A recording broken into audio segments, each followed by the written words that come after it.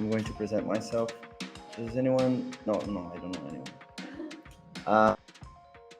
My name is Marcelo. I am a senior UX design. I work for Dentsu,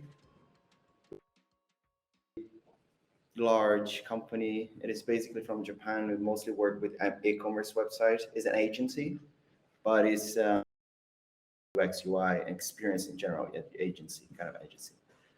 I've been working with UX, I don't know, for 8 years. I used to work as a product designer and as a UI for a little bit, but now I'm just working as a UX for like 1.5 years, only doing UX. Hello. Well, we're not started yet, so I'm just presenting. Don't worry. And yeah, friends of Figma, just mostly because of the community, just to get people that work. People that are starting working with UX, a lot of people that have been working with UX for a long time. And I did my graduation in science computing, but I never coded, so I don't know anything about coding. I think most things about coding that I know are like front end stuff, just because I got used to validating. But if I had to code, I can do that. Last year I finished. I think that's why I started, because I finished my certification with the Newson Norman Group about UX research, and that's why I'm just start studying research, doing UX research. Now that I'm working only with UX, I have more time to do and capacity for doing with UX. The downsides for that is that I'm not following everything that is going on with Figma about design systems and like the new updates that they have. I don't know how to work with that anymore. I don't know how to do UI. Every that I do related with UI is just basically the wireframes, low fidelity wireframes with colors in the buttons. That's all I know. And are any of you that works with UX already? People that never work with UX, still learning? How about you? I work, but it's not a lot. I'm mainly a UI designer. Yeah, when I mean UX, it's just like in general. I do just a bit of UX, and I'm trying to learn a bit more of the area. Okay. That's part of the job, because I don't know how do you know that. It's like, how do you transition from UI to UX? What is your thoughts about the two areas? It was just, I think I just applied for jobs that had UX, and I basically passed. Here in Portugal, normally we have like companies that, so we apply as a UX and UI designer, and we can do both of the areas, but mainly, for example, right now I'm working at a bank, and I'm doing just a bit of UX, and I'm doing conducting interviews and doing a bit of research and everything, but my main job is doing like UI systems and design systems and building screens and prototypes and working side by side with the front end devs, developers. So I'm here just to know how I can like not switch, but starting to understand a bit more of this. Okay. What about you? I have a degree in graphic design, which I never used. Okay. Because I've been backpacking the world for 10 years. Okay. And now I'm trying to orient that to UX. I think I would prefer UI. I'm finishing my full certification now and trying to build up a portfolio. Very good. But I'm going to see. I do like marketing, analytics, and all that part. I love it. Okay, I work a lot with that. Yeah, so I've been studying and doing a lot of certification for that, and I think maybe I can find a way to combine. Yeah. This is good. What is your name? Rodrigo. What's your name? Adelaida. Yeah, that's right. You already said that. You? I work already with UX, but only UX research, so I don't touch any of the design stuff. Okay. Neither UI or UX. I've worked as a UX researcher in a company that has like sports and betting to do and affiliate marketing. They have a bunch of websites for that. But I've also transitioned. I finished Danish literature and languages, so I had nothing to do with this. And I'm a project manager for like Danish musicians going to Serbia and stuff like that. So I just switched from that to this. This is good. But I want to also learn a bit more about design sides. Okay. But this event sounded interesting, like for what I do. Also. What about you? I'm Milena. You told you were a musician previously. No, I wasn't that, but I was like connecting musicians with other musicians. Okay, I come from the music field. I'm still a musician and a teacher, but I started with UX UI for 3 years. I have some experiences as a freelancer and I was in a startup. But I really would like to focus specifically on research and service. I'm doing that path. Okay. Because when I did my education on UX UI, it was super clear that I was a UX person. So I like UI, I can do it, but It's different. Yeah. I like to understand people's behavior. Yeah, this is good. You too. You? Nothing to do with design. What is your name? Lavinia. Lavinia? I think I messaged you with them. I remember that. You call me Lavi. I'm Italian. I've been working like at an investment fund, like a venture capital fund, so they like investing in startups. And I'm like I think would be cool to learn some of the stuff that people do with startups. So yeah, I'm trying to think what option could be good for me. That's good. Product design sounds interesting. I'm still trying to understand if they could be like If it's worth it, if it's worth the changing. Yeah. Basically. All right. Yeah, it makes sense. Okay, cool. Yeah, well, yeah, I forgot her because we were talking. Yeah, but yeah, tell a little bit about you. Sorry. And I think studying why I still not work. And that basically. It's not easy to start. Yeah. The transition, right? That's I was very insecure, I remember. I used to work in service center, IT service center, like people call, oh, my PC is not working. And I was like, have you restarted it? Yeah, that was my daily work. And then it was like, it was not a good job and I was getting like not good money. And I was like, yeah, fuck it. And this was back to Brazil. And then I moved to Ireland. And then I lived there for like 2 years. And then I moved to Lisbon, where actually, well, I was working from Brazil for an agency. I worked for like 4 years for them. And then in Ireland, I worked 6 months as a UI. That's where I work as a UI. And then when I actually started working with research and strategy, it was here in Portugal. I first worked for Volkswagen for 2 years, I think. But it was more like a B2B service.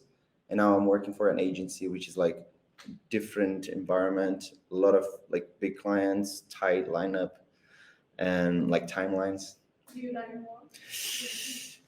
Yeah, I think so. It's different. Like, for example, when you work for a B2B product, which is like a product within the company, they don't push for research. They don't really care about that. They just want to build new features. And when you work for the marketing, they want data, they want research. We have like a team for research, we have a team for strategy, we have the UX team, and we have the team for, they call CRO, which is conversion rate optimization, which is just doing like A/B testing, seeing what kind of behavior is converging, what kind of design is converging better.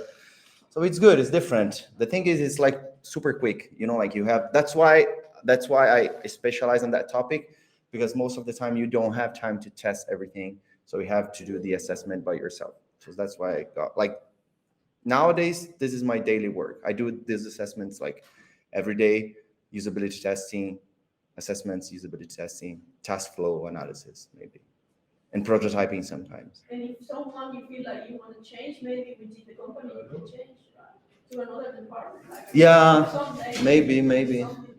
this is also good. Yeah. I would love to more than like dynamic. Really, that's nice. It's like it's good. But I mean, if I Do you think UX is harder to sell? yeah, definitely. But probably it's the only thing that's going to survive. I don't know.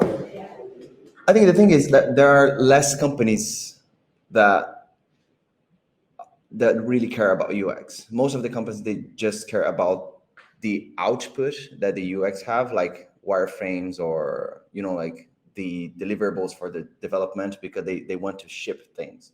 That's the thing. But it's hard because a lot of people have said to me that it is the UX responsibility to like convince the company and sell the UX for the company. I don't fully agree with that. I think that's the company responsibility. You don't have to like burn your brains out or like getting into a burnout just because your company doesn't see your value. So but I don't have the right answer, so I don't know how to, like, let's say you work in a company which you don't really like, you want to push for UX. I would say just like look for another company, but I know that's not that easy. Sometimes it's not that easy. Yeah, I don't know. I don't have the right answer for that. But yeah, UX is definitely harder to sell because sometimes it's not physical. Sometimes it's just like results. It's just assumptions. You don't really, it's hard to sell. And then let's say that you do like a research and you tell that, okay, this button in the right side is going to convert 80% more. So I don't know if they don't see the money, but if they're not trying, it's very sad. Let me see if okay, we have 5 attendees, 44. Yeah, I think we can get started for now. For the guys that are online, I'm going to, like, every 20 minutes or every time that we have like a slide, which is written questions, I'll probably take a look in here and see if you have any questions. But we're going to start right now. Okay, the presentation there. That's a nice picture. Anyway, okay, well, as I already told you guys, my name is Marcelo. I work with as a UX design, but I mostly work with UX research in general. How can I push? Next slide. Not working. This is the slide. All right. So yeah, well, those are my LinkedIn's and my Instagram if you want to follow me, because I don't have that much of followers. Anyway, yeah, I am senior UX designer. I work for Dentsu, and I am a UX research certificated by Nielsen Norman Group. I just didn't take the other certifications because it's quite expensive, and I don't have that kind of money. So I'm waiting for the company to to pay for that. Today we're going to talk about UX review. I don't know if you heard about that, like in that specific term, but you probably have heard about something related to or UX review or expert review or UX audit, evaluation, UX analysis, or heuristic analysis maybe.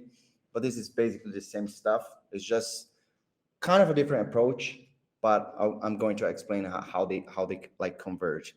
I call it UX review because it's more easy. You don't get too tied to the heuristics, and it's basically the same output. But anyway, you can call it UX expert review also. So we're basically, when we're talking about UX review or expert review, we're basically assessing those two topics: usability, user experience. Those are common terms, but there are a lot of things within those terms. Like there's a lot of principles and guidelines inside usability and user experience. And most of the people that I ask, even in my team, if I ask them to define what is usability, what is user experience, they don't really know the difference. They know they're related, but they don't really kind of know the difference. But I'm not sure if this is 100% like a convention, like the whole word thinks of it, but these are the definitions that we find, and these are the ground rules that we're going to take as a truth so that we can go forward with that, right? The usability, according to the Nielsen Norman Group, they has like 5 quality components, which is basically learnability, which is how easy it is for the user to accomplish the task for the first time that they see this task. The user has never used the website, and they're I have to buy some things, but I never use this website. How easy is that? This is the learnability. How easy is for them to do the task. Efficiency, once they have learned it, how quickly they can perform it. It has memorability, which is like cognitive and emotional responses from the user. It meets the needs and memorability. When the user returns to design after period, it's not using it, how easily they can reestablish this. So let's say that I know I was very efficient on it, but I'm not working with that for like 6 months. How easy can I like remember using this again? We have the errors, which is pretty straightforward, and we have the satisfaction, which is not objective, it's kind of subjective, but we have some KPIs to measure this. This is usability, but the ISO, which is another different company, it defines it in a different way. The way that it defines is just like effectiveness, efficiency, which is kind of related. It also has satisfaction. It has context of use. I'm going to like share these slides so that you can take a look. Like I put it like very texty heavy so that you can like take a read afterwards. But I'm going to go. If you have any questions, you can just stop me and then we can revise it. But basically there are 2 different companies that they define it in kind of different ways, just for you to see that this is not a convention even within the companies that define what is it. It has some overlaps, but it's not 100% the same thing. But when we talk about user experience, it's even broader. So NIG defines it in one way, the EISO defines it in a different way, UXPA, Wikipedia, IXDA, they have similar descriptions. Like for example, the NIG UX encompasses all aspects of the end user interactions with the company, services, and products. And if we go for Wikipedia, for example, a person and emotional attitude is about using a particular product, system, or services. He also talks about product, systems, and services. UXPA, every aspect of the user interaction. So it talks about interaction also with product, service, a company that makes up user perception of as a whole. So most of them, they talk about the same thing, but the way that you see it is like, which one is more important? Sometimes the interaction is more important. Sometimes the experience is more relevant, but they're basically the same thing. Like these are different authorities. You can see the similarities, but you can see like they approach it in different kind of vision, Now that we see everything, let's say that we have everything in mind, can we access all of those stuff without any usability testing? Because the thing is, about with the UX review, you don't talk to the user. So you're doing this usability test, you're doing kind of this assessment based on those guidelines. So you can see if this I'm going to go like the question is, can we access everything?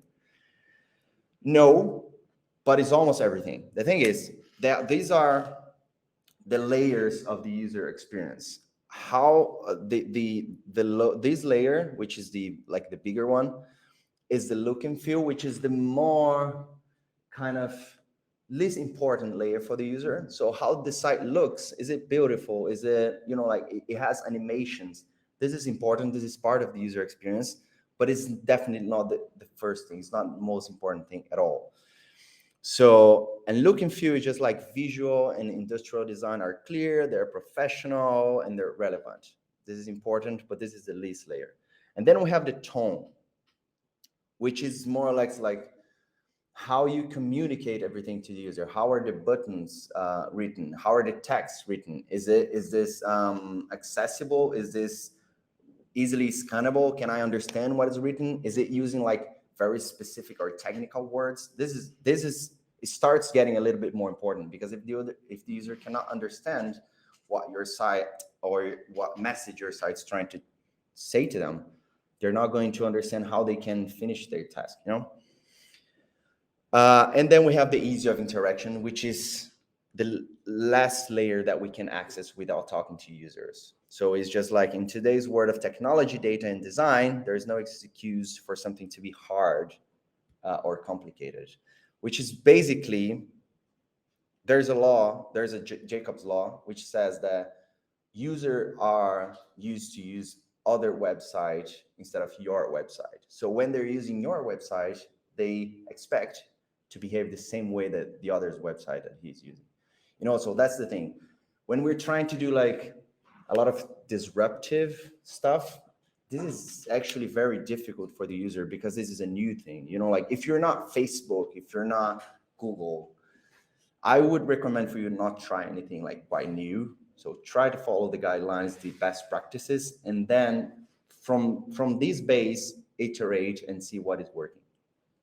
But the thing is, we cannot access, with the UX expert review, we cannot access the strategy or the user needs. We don't know if the product's like meeting all of the user needs because we're not talking to users. So this is the higher risk of doing this. But the thing is, if you don't have time to do any usability testing, at least you can be sure that the look and feel, the tone, and the ease of interaction are like 100%.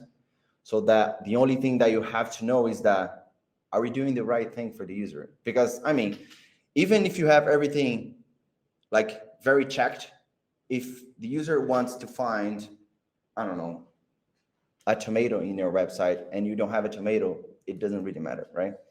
But that's the thing, we cannot access that. This is with strategy, with the PMs, even with UX strategists. But anyway, this is the main point. We have some other aspects about user experience and perception of experience. Google performed a research, I think it was like in 2018, and those are the most important stuff in a website or in a digital product from the user perspective. So 75% of the user thinks that the speed it takes to load the page is the most important thing at all. 60% is that how easy it is to find what I'm looking for. 61% is how well the site fits in my screen, which is like I'm using tablet or mobile. 58% how simple is the site is to use. That's quite subjective, but yeah. And 24% is like how attractive the site looks. So we can see like that even in this different research, the look and feel is just like the least important things for the user. And if we try to kind of combine the layer of user experience with this research, we can see that most of them are related to ease of interaction. This is related to tone, ease of interaction, and this is the look and feel. Also, if the user is like doing like, if the strategy of the product, this is like a different topic. So we're not talking about strategy or user needs in here. It's just for you to know like how the importance or the meaning of the different informations within the website, it works for the user. A UX review is a usability inspection method. This is basically what a UX review is, in which one reviewer examines a design to identify usability problems. I usually do with more than 3 reviewers.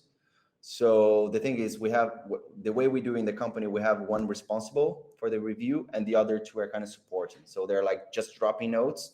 And then the one that is responsible for that, trying to understand those notes and explain and do the recommendations, which I'm going to show to you. But basically what it is that you look into that and based on the guidelines, you access it. You see what is wrong, you see what is right, you see the opportunities that it has.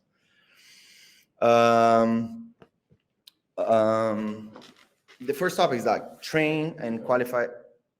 But this part of the UX review, so basically you are just reviewing the main things and the main topics that you build in the beginning of the project. So, for example, if you are building websites or application like Uber, for example, you already know, like, you already structured the process and the application in this case.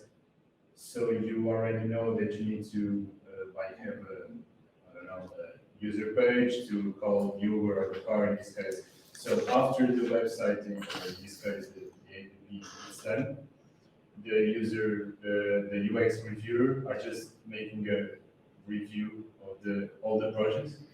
Yeah. So For doing the review, you need either a prototype or like a real product. You cannot do the review without a product built. Yeah, of course.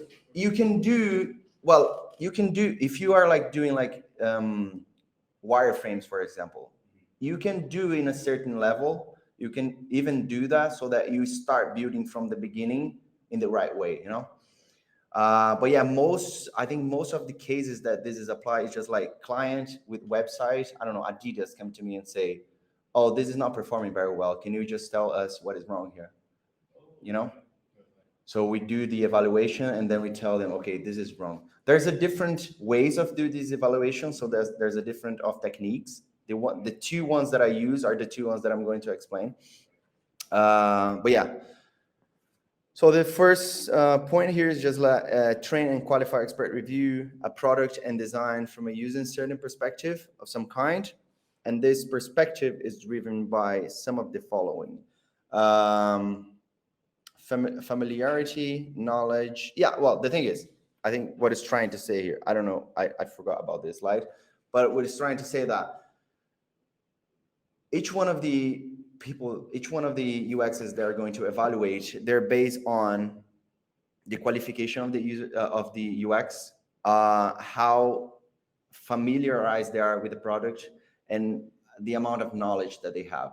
So the way that I'm going to access is not the way that you're going to access, because you have different backgrounds. You know, like for example, people that is expert on cognitive behavior is going to find specific things within the assessment that I am as a interaction expert cannot find.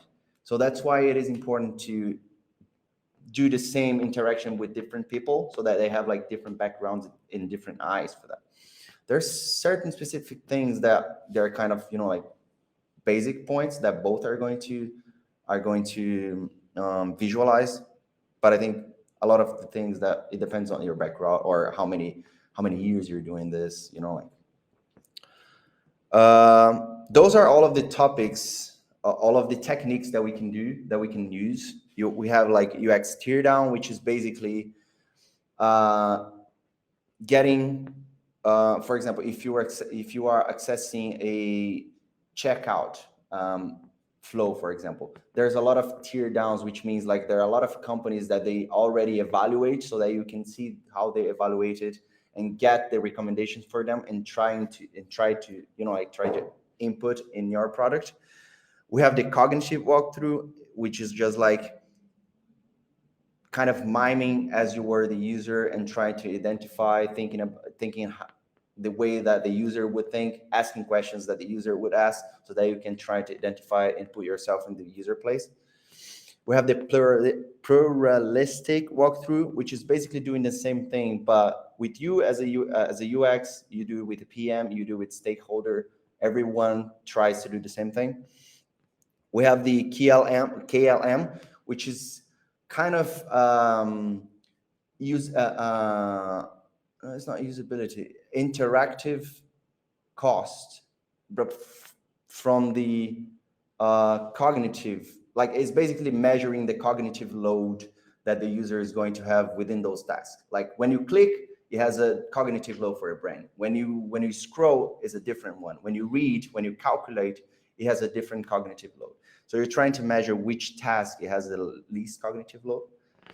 We have the heuristic evaluation, which is based on the Newton-Normal group heuristic.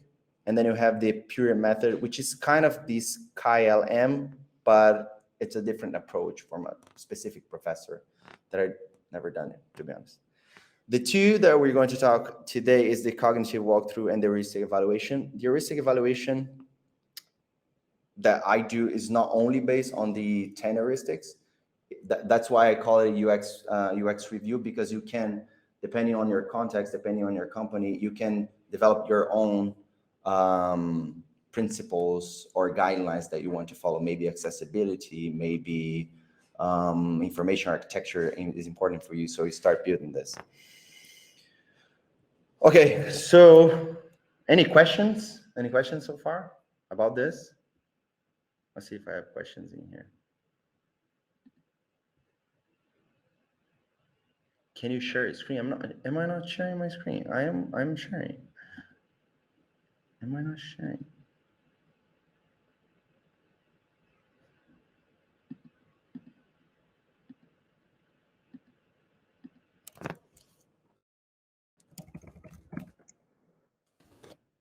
I'm not sharing my.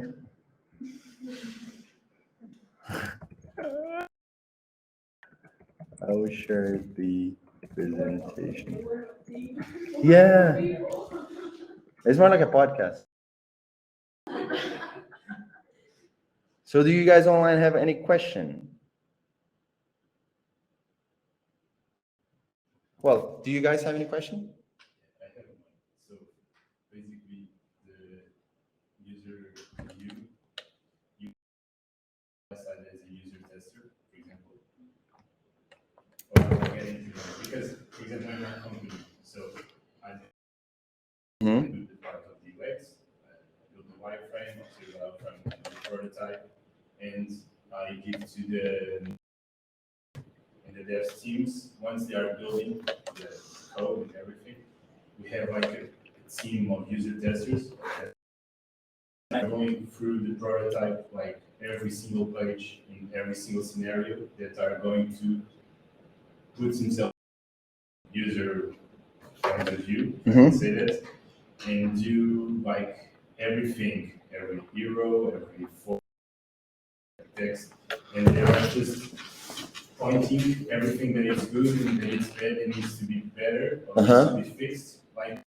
basically is that. So you are finding bugs and you are saying to me after, okay, Rodrigo, so you need to end or do this and do that, build that better. I don't know. So they are just looking to the prototype and the website, looking for heroes and bugs, and they are just trying to make that thing perfect.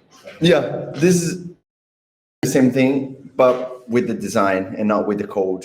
Okay, so first with the design, like in the Yeah, full world, like yeah, the design, and after the website it's in the air, yeah. we have the user testers. The thing is, the way that I see, there are two main reasons for do the expert review. The first one is that it's cheaper usability testing, and it's quicker than a usability testing. And the thing is, if you are in like a security company, you're probably going to do a lot of usability testing, and you're going to have like a lot of data about that. But if you're in a low, it's very hard to get usability testing approved by the management because they don't see the value somehow.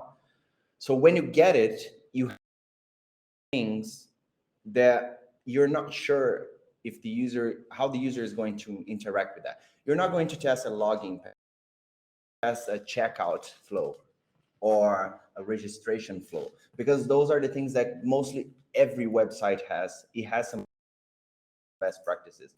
You don't have to test it. You don't have to expand this much. So that's why you do the UX review. You learn the best practices. You fix your principles, and then based on that, you start seeing, okay, so how if it's already built, you see what they did wrong here, because you know what is right. You did your research. You have everything. Assessing and seeing what is wrong and what is right.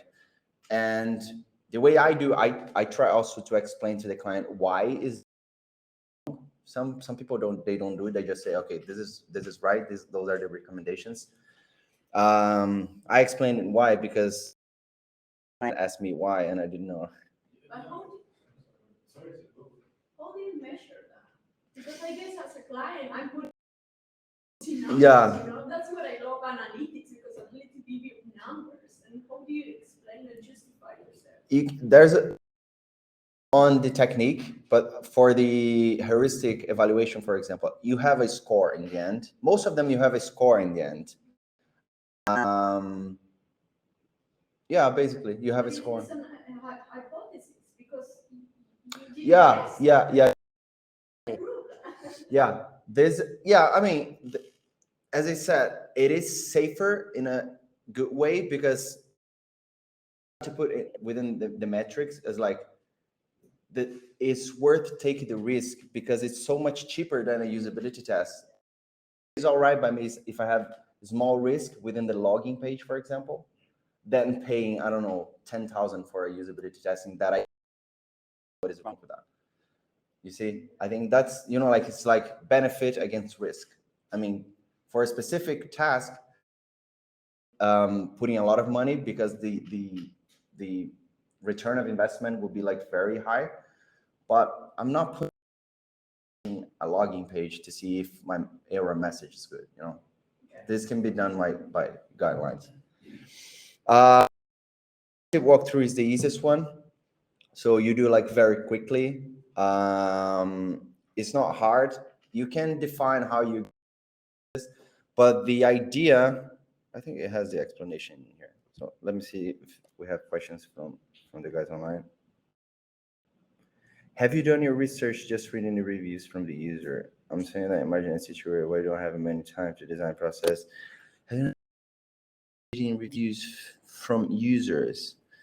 Well, Michelle, we can have an idea of the UX review is that we're not talking to users, because and do this test with user, it will be very expensive. What we can do is that get reports from different regarding, like, for example, the News Norman Group, it has a lot of research there. It has a lot of reports. You can see those reports. Baymart, the News Norman Group for e-commerce website. So you can see all of the research that they did. So you kind of know what they're saying. You just don't know a specific user for your specific product. Did I answer your question, Michelle? Website and in the chat, and then I can complete it later. Okay, cognitive walkthrough. It's a method designed to assess the learnability and the ease of use. Do you remember like all of those topics that we see? Those one are basically on that one because it's quicker and it takes, like, according to this method, the most important usability and from the user experience side. It focuses on perfect performance on the task, not mistake. They are going to the is this button should have shadows or not have shadows, because it's just like, I'm just saying that this is difficult for the user. I'm not pointing like, you know, like specific why I can on that. So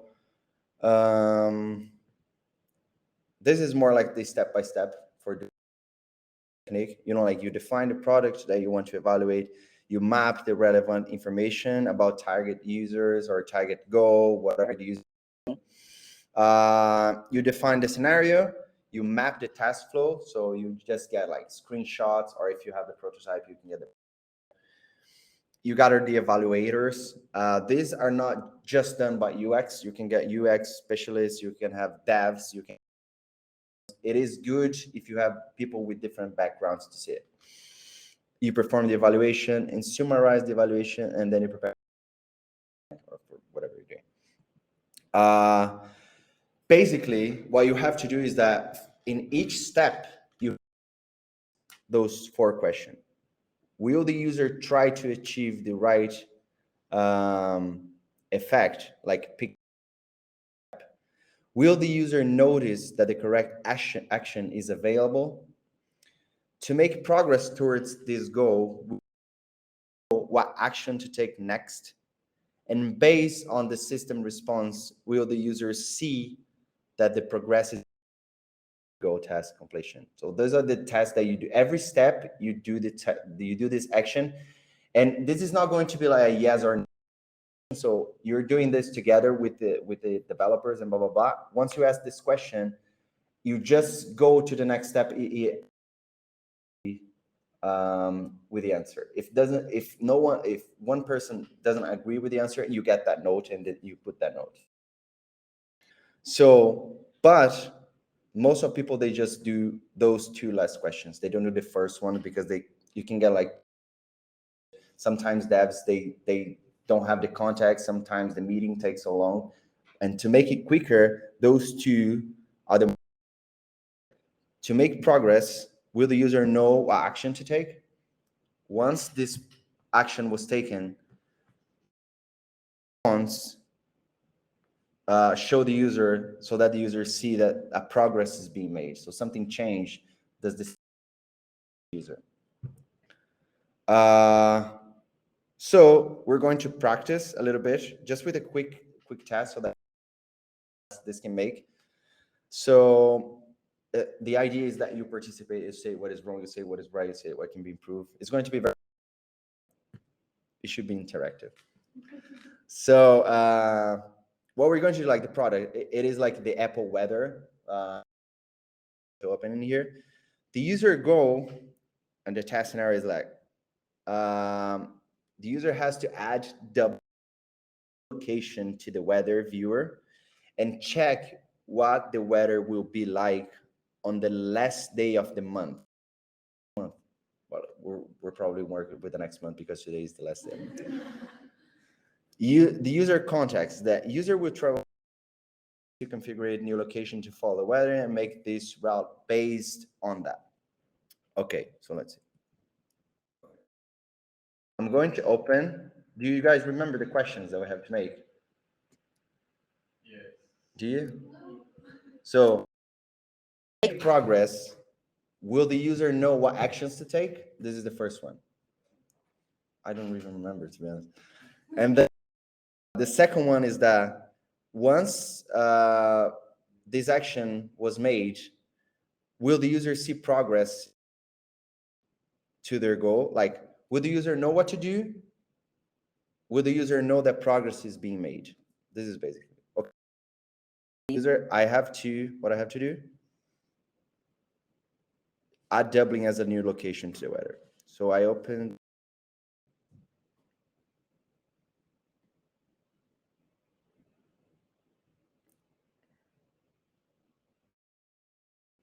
Well, this is doubling already, but let's add, I don't know, a different. Okay, we go here. For adding a new location, will the user know what steps to take? Probably that button over there. No, who said no? Why? So I feel like as a user, I would look at plus signs and add something. Okay. Yeah, we should, like, if you are evaluating, you should take a note on that, you know, action available, for example. So the visualization is not good. You know, the user doesn't have context. Any more? Yeah, you can have like A plus button? Just like add a new location, for example, this space is blank. You can add here a new location for your forecast city. Okay. Some text button for the user know the next step. It's click the button to add like a new location. Okay. And me, this for me is my first time as well seeing the Apple app.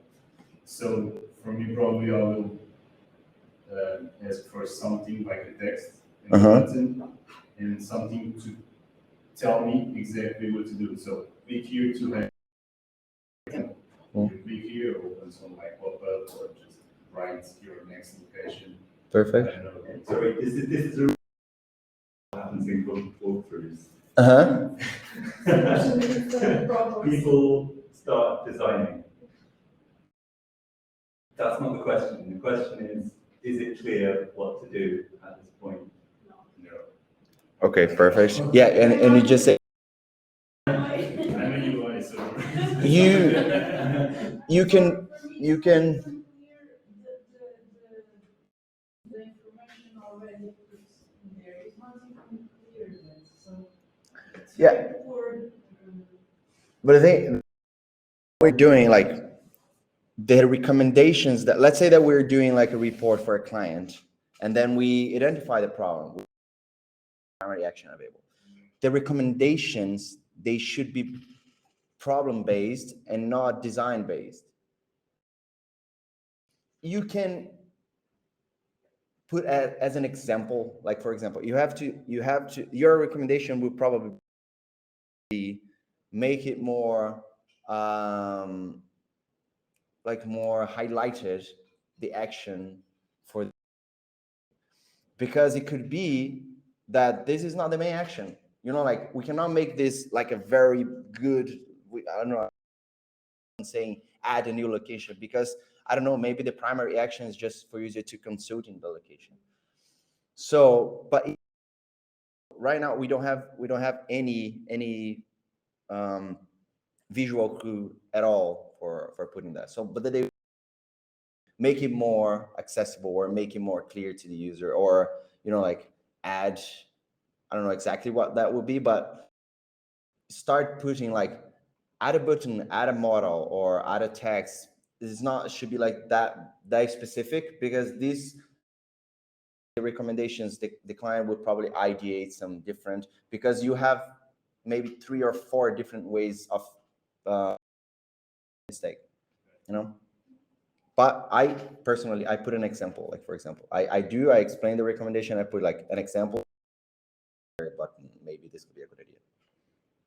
But when I'm presenting, I'm saying, so yeah, you can give like, we should give a general answer to the problem. yeah, Not just the examples, just like example, something around this, like a button or text or something, but we should not give right after you see the problem. Yeah. Right? Yeah, basically, because the assessments are all focused on the problem itself. It's not, we're not ideating to solve the problem right now. Maybe if this is part of the scope, you can do that and then present your suggestion for the client in the end of the presentation. But right now, we should just be talking about the problems.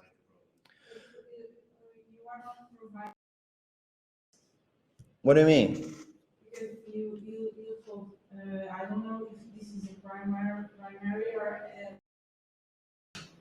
Yeah, well, now I don't know, because I wasn't briefed from Apple, for example. But yeah,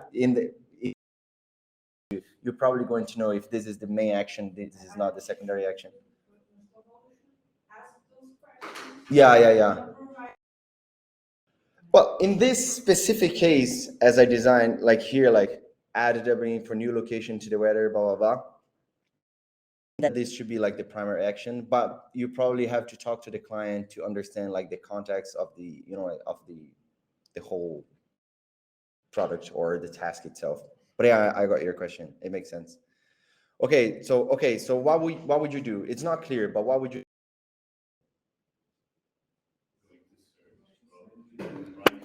Okay. I will type.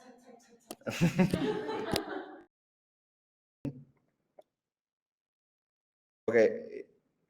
From typing in the search bar, did the system give me an response from what would be my from what I did? Yes. Okay. So this. Do I know what to do next? Would the user know what to do next? Okay. Is it clicking here, right? Okay. Once I click here, did the system give me a response of the action? Okay. Would the user know what to do next?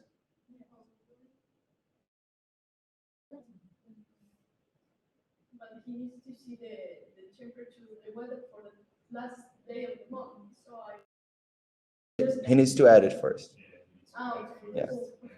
Okay, I add it. Okay. Didn't. Okay. Do I know what to do next?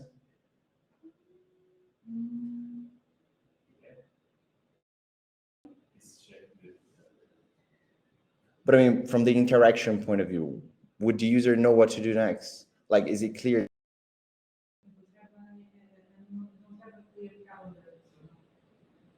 Okay. Well, it could be scroll, it could be scroll. 90% of the users just like it's the first response is to scroll down. Yeah. Websites, applications. You could, if you want to be like very picky, you can say that there's no scroll bar available here, so I wouldn't know that, you know. But yeah, now.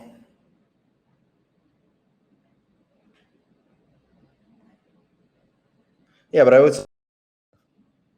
Okay, the calendar is here. I didn't even need to scroll. So do I? This is the. Is it the hours? Oh yeah. So yeah, I would add. The user wouldn't know what to do. Okay. Okay.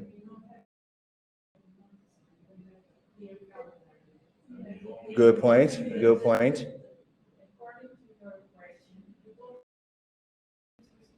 Good point. She has a good point. Okay, so yeah, but I mean, okay, this is the exercise. You get like the point, right? So in each step, every like small interaction, you start asking those questions so that you can have like a rough idea. The what are the other top? The usability and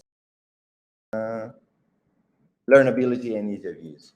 So if you have these steps made in the end, you're going to have perfect. And the way that I put here is that what were the most difficult parts of the process to learn to use and why?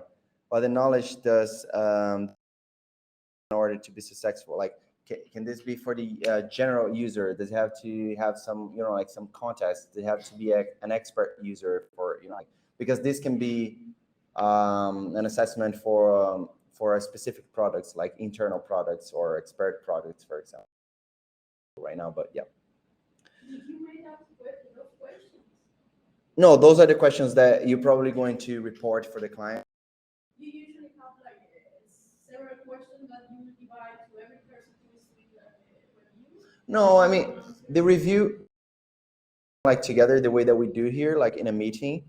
So then, but from the points that you for the questions that you answer here, you kind of have an idea on what is the most important from the specific point and what is the least important, like where the users struggle the most, like, because the thing is, if you have like a very long task and one interaction is so difficult, the whole task is compromised, even if it's only one. Yeah, like what actions feedback could be improved, like actions and feedback, the two questions that we asked, what was done well, and then you just start here trying to focus on the problem and not on the solution. Yeah, I do this when I don't have the actual evaluation, so it's very quick so that you can get like some specific points. Sometimes I do this before I do the evaluation, so like like some ideas. Yeah, and it has more topics and specific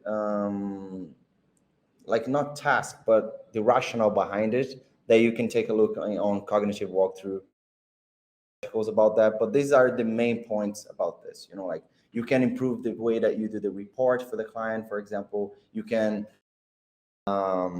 basically you can improve the reports that you're going to go for the clients. How you're going to rate everything that you found, how are you going to elaborate the problems, and so on. Any questions? Specific questions? Like two questions. You're saying about the reports to the client. How do you deliver that?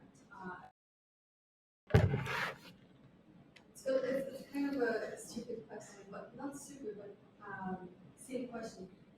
Do you do the report, for example, in PowerPoint, or do you do Google Docs? How do you do that? So is the way that I do the report. Basically, I do on Figma, but it's kind of slides.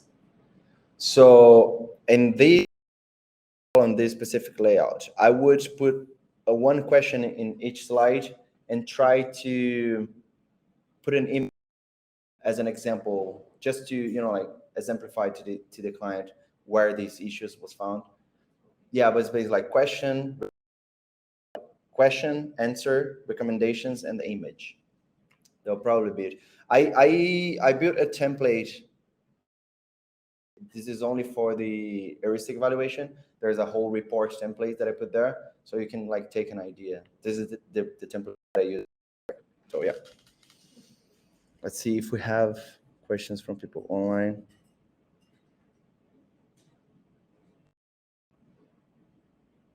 Could you share this? Yeah, I wish I will. Okay, cool. Next one. Next one is the heuristic evaluation. I don't only follow the heuristics. I know there are a lot of people that they only follow the 10 heuristics, but I think if you can get a good result, but you could get a better result, you know? So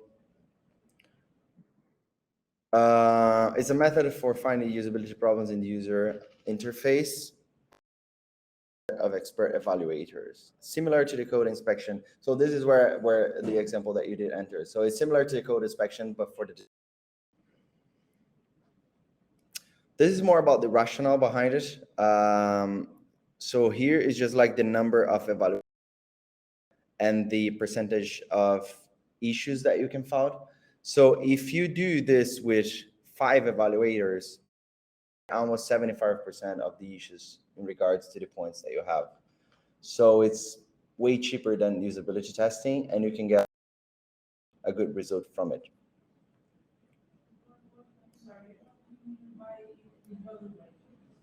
Like we have one UX doing the evaluation, which will be, you can find more or less 30%. 2, you can get more, and if you have 5, but the thing is, after 5, it's just like usability testing. Some of the points are going to, so I think 5 is enough. You can get like 15 and I don't know 20, but it's not just worth it. A lot spot the same issue. So it's like you need at least that number. Yeah. To have like a proper trusted report. This is what for me is challenging trade-offs of not doing some tests because you don't have certainties. Yeah. You never have certainties. Mm-hmm. Yeah, I agree. I agree with that. I'm just not sure if an evaluator is good. Let's say that you are testing a page, a login flow. From my point of view, it makes more sense for the company to use the UX review evaluation than the usability testing because of the money and the risk. Because a lot of tear downs about logging flows. A lot of companies are doing it well. You can do like marketing research guidelines. So it's just too expensive to test with user. Yeah, but I mean, if it's a specific like, yeah, specific to, yeah, you have to test with user. But more complicated features like filtering, I'm not sure if you have to test with users. But I'm not sure. I think that sometimes we just need like time to be able to test everything. For example, and we have features like asking for a loan and everything online to much more data, personal data like cards and address, like a lot of things that it's really important. So even for me that I'm building the website with 4 more UX and UI designers, I'm building enough to the prototype is done. Like a review, I put in presentation and I click, everything is clickable, everything is completely like it's a main it's a product. And after that is sent to the developers team. And after the devs, we have the user. We are making some, and we are creating features that are so picky and so complicated to use that we have no do the tests with the users, but we do like with some candidates, if I can say that. We ask, for example, I asked my brother, okay, come here and do this. For example, if you want to ask for a loan, how do you do it? I'm right after him, like writing everything that is like stopped or asked or needs to be. Right after that, just writing every problem, and after that, I need to fix, build a solution and everything. Yeah. So we passed through prototyping, user reviewing, if I can say that, and after the reviewing, we build. It's not in the air, it's in the QA side of the website. We have the user testers that are every millimeter of the sites, everything, and they write everything. And after that, it's like a circle, and I call them these things. I'm like, okay, let's go, everything again. So I believe that depends on the company opening that we are building, because sometimes we really need the testers, but I believe that the testers and the user do basically the same thing, like the same thing. I believe that if you work with me, you will see like, okay, we need to, and is this really necessary, or we can do this better, or this is not like correct. And basically the tester are final details that I'm so immersed in the progress and then the process that I'm just like not seeing anything anymore. I'm just like, okay, I want to like give this to the developers, and I don't see everything, so it kind of. Yeah, I know. I understand. Like people there push for usability testing. I just see, like, if you can do the usability testing, do the usability testing. But when you compare the investment, it's hard to find a specific flow that is not built. You know, like examples of filters that are good implemented for, I don't know, cards, or for adding to the basket, checkouts. You know, I don't know. If it's not like a very specific product, to from the return of investment point of view, doing the usability testing instead of the expert review. You know what I mean? No, also depends if you have a user panel, if you have is for you to do usability testing. So it might not be such a big investment. Yeah, exactly. Depends on the product.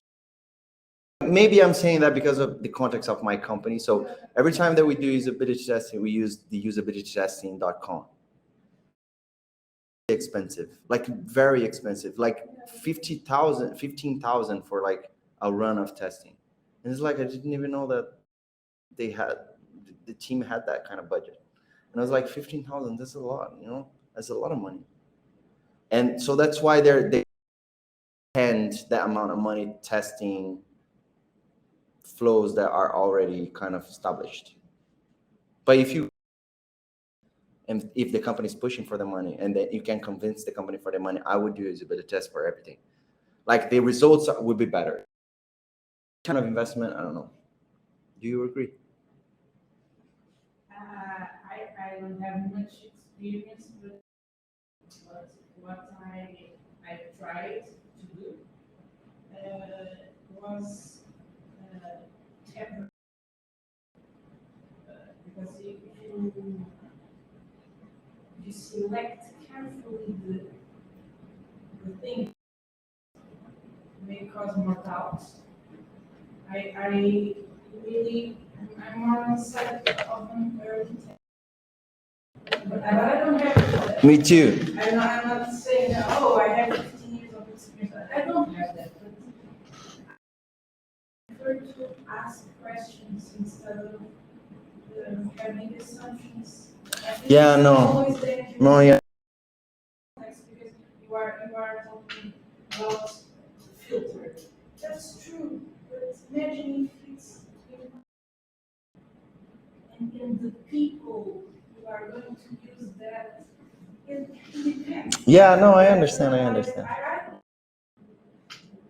But the trade-off is different. Yeah. Because you tend to obstacles to that. So I'm here because I about the reality, and maybe I'm being naive. I don't know,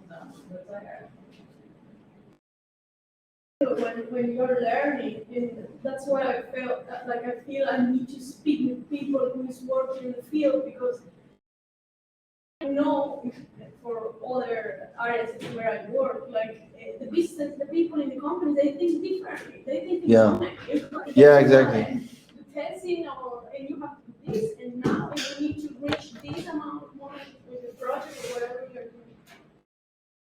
I started doing that basically because of it. So I tried to push for usability testing every time that I could, but I was getting no for every time. I have to, like, is there a way of knowing what I have to do without doing the usability testing? Start learning about this, and that's why. But if I could do usability tests for everything, I would. The results are better. It's just more expensive. I think it's easier when you have a product, just like you said, loading. They're very similar in market, but once you're out of that, I think it's really difficult for you to evaluate if it's gonna be good or bad. Mm-hmm. You have to risk. Yeah. At the end of the day, possibility to do usability tests, you have to risk. It's gonna be like that. Unfortunately. I agree with you with login and checkout because they're all the same. when you see one, all the same. It's really rare when it changes. I did a project for Brazil and things. Because all Brazilian checkouts are like that. They're really very different from Europe and the United States. But the United States and Europe are very similar as well. It's something that you can guess, like this is not working because of this. And also it's very important, I found out it's very important for you to because for example, I was working in an American product checkout, and I assumed something that it will be very difficult for users, and then I realized it wasn't because to talk with users. So I realized that wasn't difficult at all. It was difficult in my Brazilian European perspective, because that wasn't common for the European and that I'm used to. But for American market, it's very common. So this is something that is very important. If you're working in a specific product for a specific country, or it's important for you to know how it works in that area, because it might change something. This is not working, but at the end of the day, it works very perfectly for users to that. Yeah. You're saying something. Yeah, question. How much does visibility test cost? From like average. Question is like, how do you define what classifies as usability test? Like, if I were to friends that are the target user and it's for free, is that usability test, or is that like? I'm going, for me, like, any data is better than no data. So if you want to test with your, I don't know, if your cousin, I think it's kind of insight without having none, without going blind, But this is not enough for presenting to a client. A very trustful kind of resource and data. How do you know what's trustworthy? Most of the clients, if you work for a big company, I mean, the clients from my company, we do like a usability testing.com. So they know that we are kind of selecting the right users because they give us the attributes from the users that they want to get results with. And the website give us, you know, like it spreads to the right people that are kind of testing it. And it's quite expensive. I don't know how many, but it's like, I don't know. I have no idea, but I know that it's very expensive. Startups that I have interacted with or worked with, it's like if you're a founder and you don't have no money, no way you're going to be doing a usability test. So it's like if your target is a person who has X characteristics, you think you write on Reddit and you find people, and it's probably like much cheaper than. Yeah, probably But gonna it be. doesn't mean, in my opinion, that it's not as reliable as. But I understand if it's a company that's providing that service and I'm paying you money to do that, I want to have a little bit more. Yeah, exactly. That's the point. They're paying a lot of money. They want to have like trustful results. Right, we're running tight in time, so I'm just going to finish that so that we can discuss. I have one question about these 5 people. Uh-huh.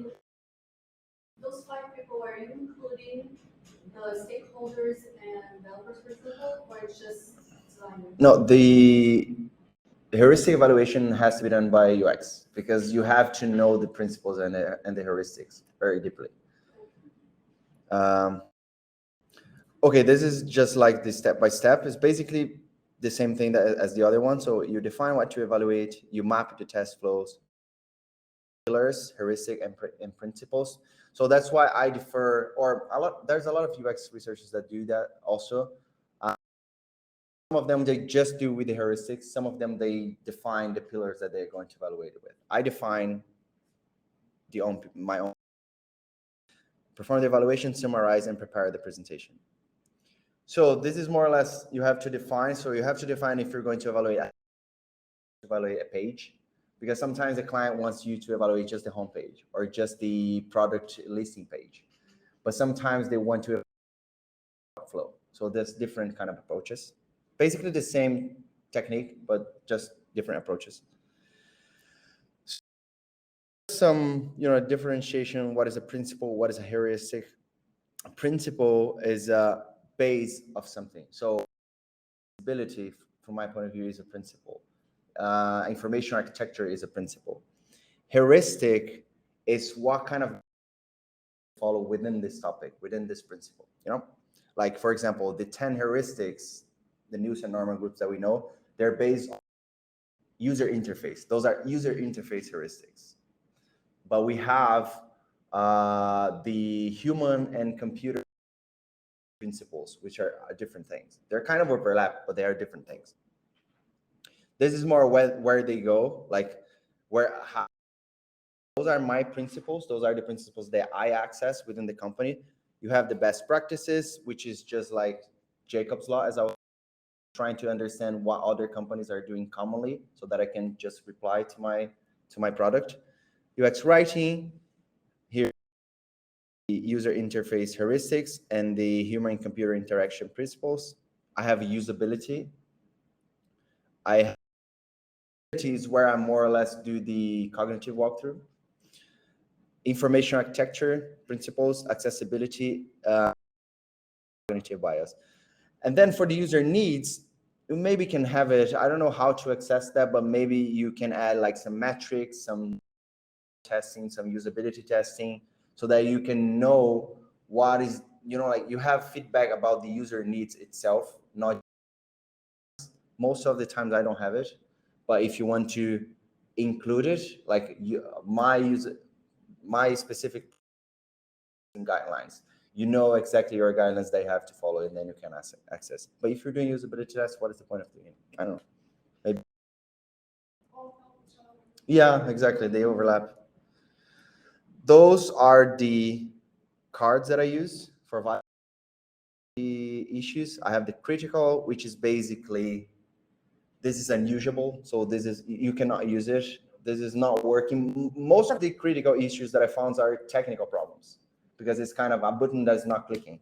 So this is kind of, the user cannot go through. The high issue is that something that is really irritating to the user, like the user get it through it, but I had to do like a lot of times, I don't know, let's say that there is a hover effect, that every time I'm putting it and just like going back, and I was like, what the fuck? I have the medium, which is like, it's irritating, but it's all right. Low, which is just even less, like just, like some, So I have here like all the guidelines, like significant delay, irritating problems, and some hesitation. I also like to put some strengths. So everything I put to the client know that, okay, this is a good thing. Good thing, yeah. And some opportunities. When I have help from the UX strategist, sometimes they put some opportunities of changing the pagination for a infinity scroll can improve the time on this page. Any questions specific? Well, we already talked about, we'll talk a lot about basically the content, but I'm going to show some real presentation about the heuristic evaluation. By the way, the review components are going to be here. So every component are here. These are my principles. So all of the heuristics are kind of listed here. Interaction principles are here, like discoverability, feedback, conceptual model, best practices. I have all of the links that I use in best practices or tear downs, or I don't know. Topics about usability. I have some check. If you wanna use this for a guideline for evaluating, there are some checklists. For example, for the best practices, my checklist, what does say? Like, what are the articles say? What are the studies say? What customers are familiar with? Like, what are the user is using? So you know that they know how to, for example, I know that my user uses YouTube a lot.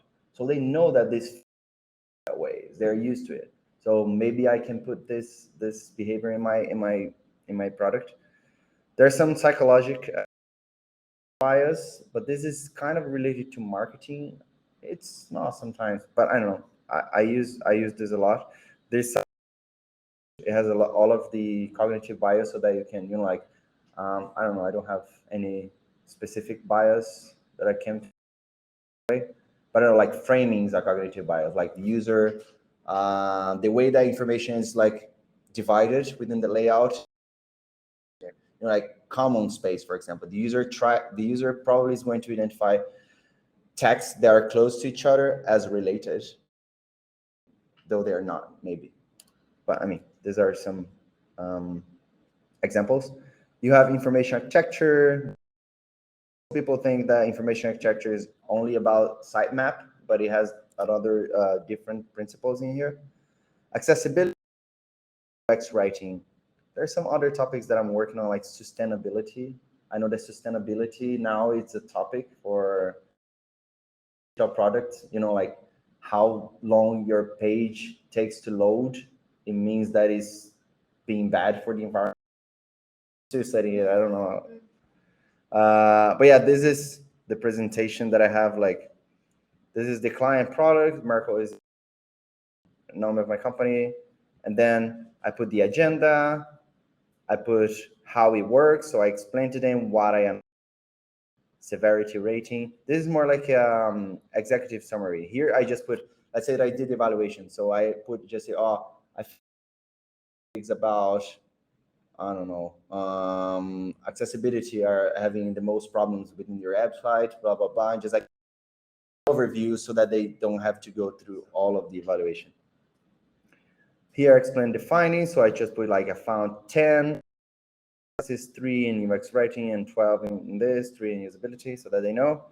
I explain the process. I explain a little bit of I explain how the severity rating works, and then I do the evaluations. And then the evaluation I do more or less that way. So here I put an image, and here I just explain, okay, this is the first issue, this is the second issue, this is the third issue, and blah, blah, blah. I do different pages. Each page or each page has a severity rating. So each step has a severity rating. And the rule is more or less the one that I explained to you. So if one issue is critical, or if the highest one, it will be the highest one for the test. If the highest, the whole test is high, you know? And then I have the summary of findings, and then I have a table of all, if you want to put it here. Let me see if I find like a real one so that I can,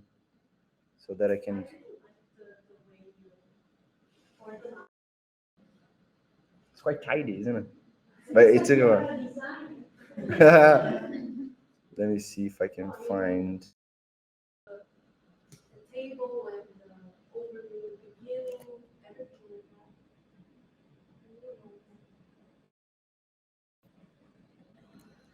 like Let me see if we have any questions.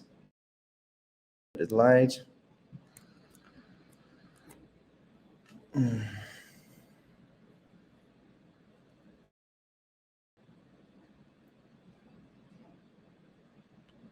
So let me see. This is where I have.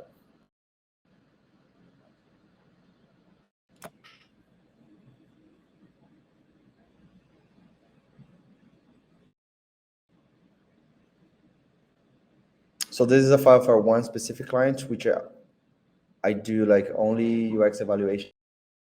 I'm kind of evaluating a specific flow for them. So let me get the product list page review that I did. Let me just run this first one only as an example.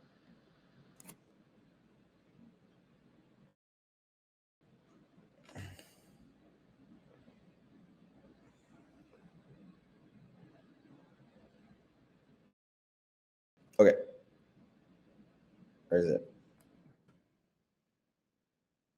It's not working. Anyway, I'm just going to put in here. So this is more like total numbers. This is the issue. This is just an example. Total numbers of items not available. And then I understand or I explain for them why, like number of items, the product list, they lack important information on the relevant and quantity of listing. In this case, even having the quantity of it, we don't have a total visibility of available items in the list. And then I put here both mobile and desktop. I put the total numbers of the item in the product list. You see that I'm not saying there, oh, show the total numbers in a chip or in a, I'm just saying, you know, like I need you to show the total numbers. How are you going to do that? I don't know. That's not what I'm doing. Like, is related to this specific heuristic, which is visibility and usability, visibility of the system status. And this is the number 2. Let's go here. This is more or less where I found this issue. And then I put some examples about how other companies are doing this. And I explain like ICO's website showing the total numbers of accessories they have available for filtering. So I did a whole product page. This is for mobile. This is something that I found for desktop, but basically the structure is the same. So principle, I say what is wrong, I say the recommendations, and then I show the example for them. Some of them are kind of like crazy. And this is one example of a flow evaluation, a page evaluation, which, let me see if I can have it, like the home page. I do competitor analysis about how they organize the content here, hierarchy. So they have like a lot of convincing and persuade topics, but other clients, they don't do like that much. content is also engaging. So this is was one of the takeaways. So if you're trying to convince the client, just don't say like buy now or say like, you know, like promotion or something. Just give them a reason for buying this thing. This is basically it. Well, I think I'm gonna learn a lot. That case is amazing. As long as the new brand that it's going to compete with Icon. Yeah. So yeah, the competitors, they gave me the competitors. They say, okay, so take a look on our competitors and see what they're doing. You know? That's like for you to make a review of that website. That it's new. In Portugal, it is. I don't know in the other places. But it's really good for you to compare with Icos. It's obviously like a short. That's yeah, I want to read. So I'm seeing if I can share like one of the reviews. I'll talk to the clients there. So that this I'm going to share like all of the glossaries and blah blah blah. I'm going to share all of this. This is more like so you can use. Oh, this is kind of the playbook that we have. Like there's just like what is the objective of it, what is the value, when, and what are the steps that you have to do. Like you have to define what evaluate, mapping the flows, and blah blah blah. This kind of separate into, and there are some links that I have it here. There's some example. I have to take this example off because How long does it take to do this full expert review plus you spice it up like with the competitors analysis? How long do you from the documentations that we have is more or less 3.5 days for around 1.5 days per page, depending per page. Yeah, because if you're if I'm doing a page, they give me the page to evaluate. If they're doing a task, I have to map the whole task. So that's why they like 3.5 days per task is just. But if it's too long the task, something is wrong with that, right? So the whole task, every task that the user long. So that's why I put like 3.5 days, so that you have like, because some things that you evaluate when you're doing a task, like the content, evaluate that when I'm doing task. And just focus on the task.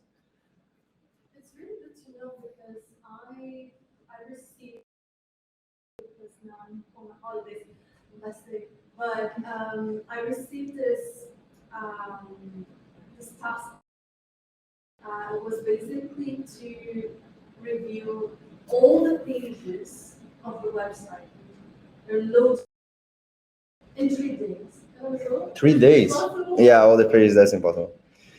Okay, guys, that was it. I'm going to share all, even with the guys that are online. Thank you for attending. It was quite nice. And thank you for you guys online. It was good too. And bye-bye.